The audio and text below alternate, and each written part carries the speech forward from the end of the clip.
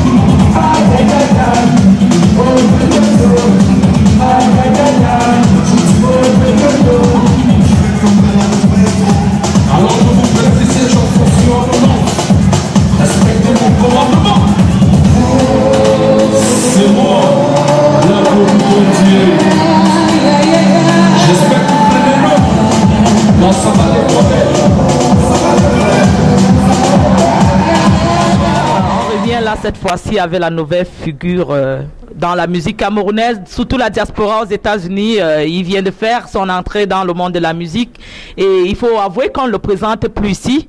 Très très populaire, Ngando Black le Boucantier, un plaisir de l'avoir devant moi, frère. C'est un honneur d'interviewer quelqu'un comme lui parce que la petite histoire, pour ceux qui ne la connaissent pas, le Boucantier est d'abord enseignant de carrière. Il a fait ses preuves au Cameroun comme enseignant. Il est venu aux États-Unis, s'est transformé très vite en homme d'affaires, acteur de cinéma. Aujourd'hui, il devient musicien. C'est pour dire quoi? Multimédia, multiporte, multi-artiste. Bonsoir, Boucantier. Oui, bonsoir. Bonsoir tout le monde.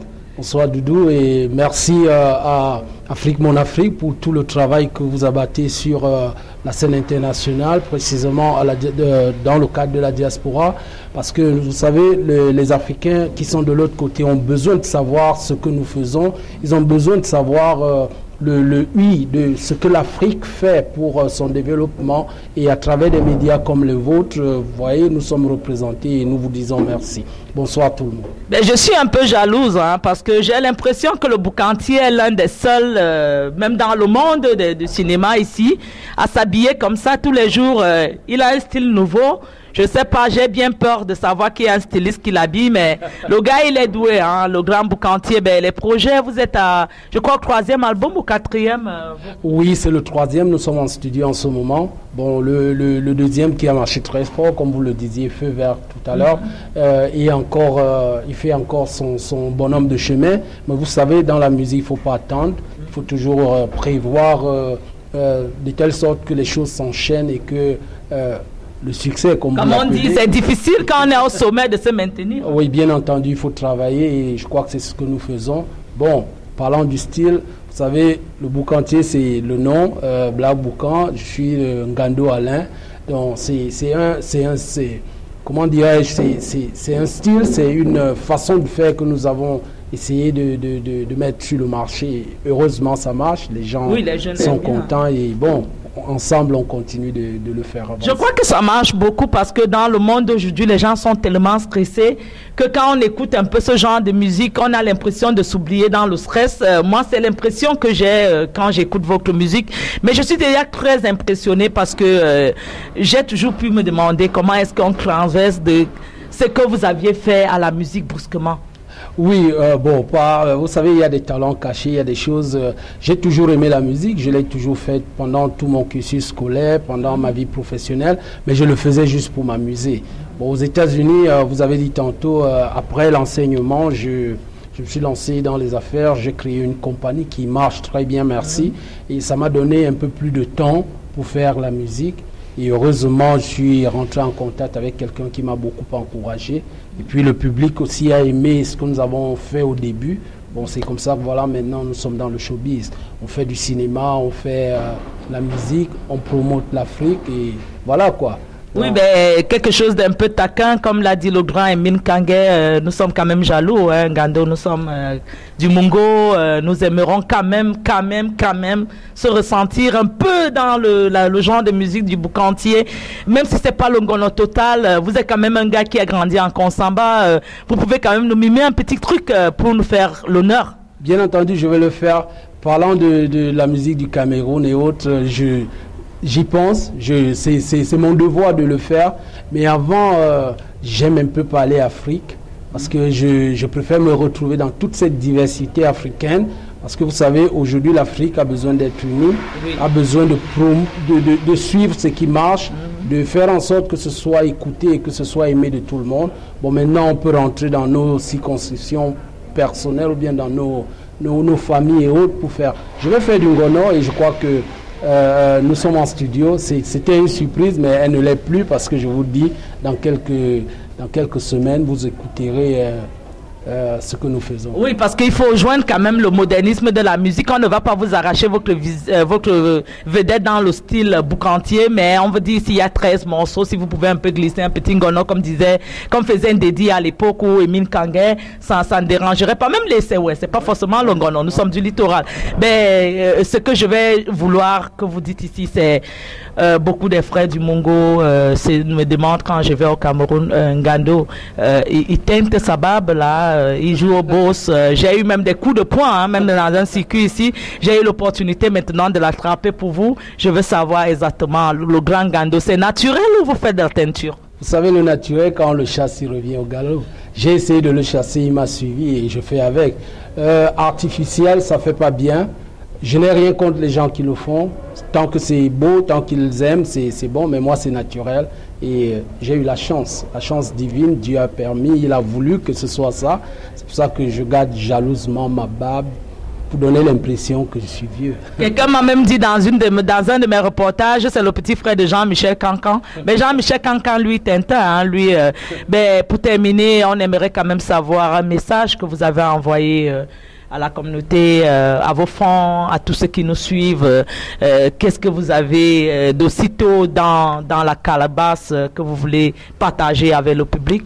Oui, mon message va directement et précisément aux jeunes Africains. Comme nous avons intitulé l'album Feu Vert. Feu Vert, c'est un message, nous disons aux jeunes Africains, c'est notre moment.